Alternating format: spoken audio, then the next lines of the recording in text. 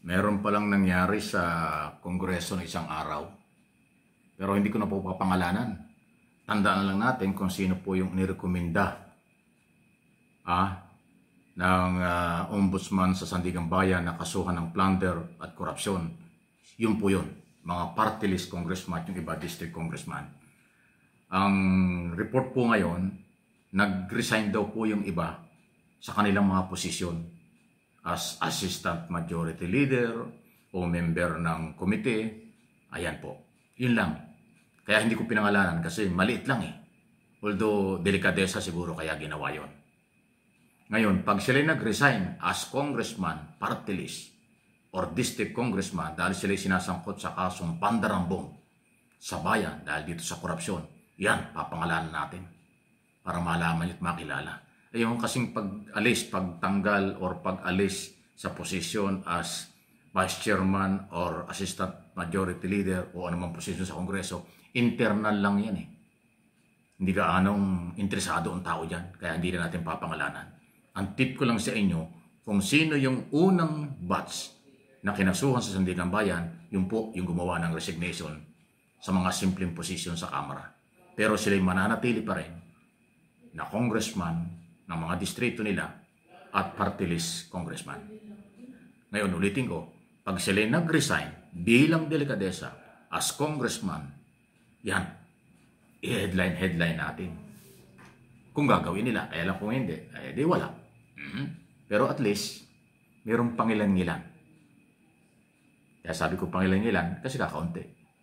Eh kung inyong magagunita, ang sabi ng ombudsman, 10% ng kongreso sabit sa anomalya.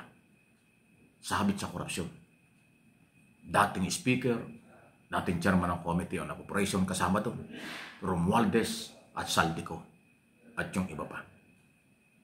Yung nga yung mabigat na nasa balikat ngayon ni Speaker Boji D. III. Kasi yung pagkasira ng imahe ng Kongreso, yan ang kanyang dahan-dahang iniaangat. Hindi ko lang alam kung paano iaangat ni Speaker diyan. Good luck sa inyo, Mr. Speaker. Okay? Ganyan pong kasama ang imahe ng Kongreso. Katulad ng Senado, ganon din. At doon sa Senado, iba ang kapal ng mukha ng mga tao ron. Nakikipagdebate pa tungkol sa laban sa korupsyon. Pero sila pala ay involved sa korupsyon. Ayon sa ICI, ayon sa Ombudsman, ayon sa DOJ, ayon sa mga kontraktor at saka district engineer. Kaya iba yung mukha ng mga tao doon sa Senado. Kita mo yung mga senador doon na kinasuhan? Aba, ang iingay sa committee hearing, deliberation ng budget. Nagsusulong ng reforma. Tatawa ka na lang. Sa Kongreso, hindi masyadong maingay. Tapos na ang budget sa Kongreso eh. Naghihintay na lang sila kung kailan ng BICAM between Congress and Senate dito sa proposed budget for 2026. Ayun. Okay? So, delikadesa daw po, sabi ng Office of the Speaker, kung bakit nagre-resign yung ibang mga congressman doon sa kanilang kasalukuyang posisyon. Hindi congressman, iba ho yung pagiging congressman kaysa sa posisyon. Ayun lang. Okay? Ngayon, pag sila nag-resign dahil makukulong sila, sabi ng Pangulo, walang Merry Christmas eh. Magpapasko sa kulungan. Sana nga ay maglabas na ng warrant of arrest sa lalong madaling panahon. Kasi pag nagkaroon po ng warrant of arrest, ang sabi ng PNP, NBI, especially Secretary Remulla, handang-handa na sila na ipatupad ang lahat ng warrant of arrest at yung kulungan nakahanda na rin sa Quezon City Jail sa may Payatas, malapit lang sa Sandigan Bayan. Ayun po yun. Pag inyong pinakinggan ng Malacanang, ICI, DPWH Secretary, Ombudsman, talaga pong wala silang sinabing hindi makukulong eh. Lahat makukulong. Kaya kung kayo yung involved sa korupsyon, kinakabahan na hindi maiwasang kabahan yan. Kahit yung iba dyan gustong magbalik ng pera, hindi nila magawa. Pride pa rin.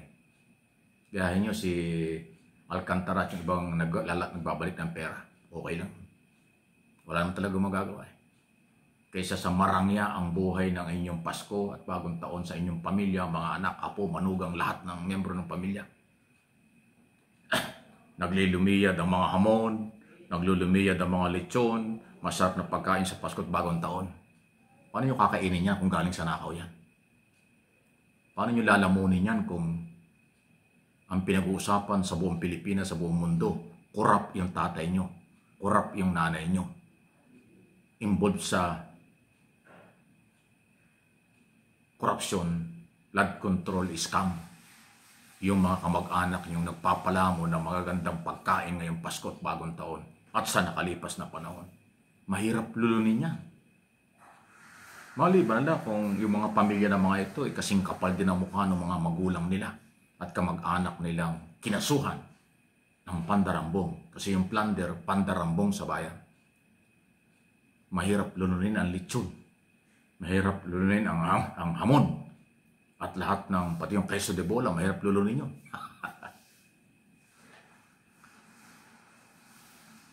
Totoo lang, ha? Hindi kayo magagalit. Hindi ko sinabing guilty. Pero, napakabigat po ng mga ebidensya. Dahil yung inyong mga kasapakat, umami na. Yung nagdi-deliver sa inyo ng pera, umami na. Yung hiningan nyo ng 25 to 30%, umami na. Kumanta na. Nagsing-along na ang mga district engineer, contractor. Kaya yari ang mga proponent na politiko sa Kongreso at Senado sa scam na ito. Ganon pong katindi. Kaya hindi natin masisi from Malacanang at kung sino-sinong opisyalis na nag-iimbestiga ang kanilang paniniwala, makukulong talaga. Ipakulong talaga. At yun ang inaasahan din. Dahil mamamayang Pilipino, lagi ko sinasabi, sila po ang kumplenan. Tayo ang biktima. Yung Office of the President, kumplenan. ICI, kumplenan. Ombudsman, kumplenan.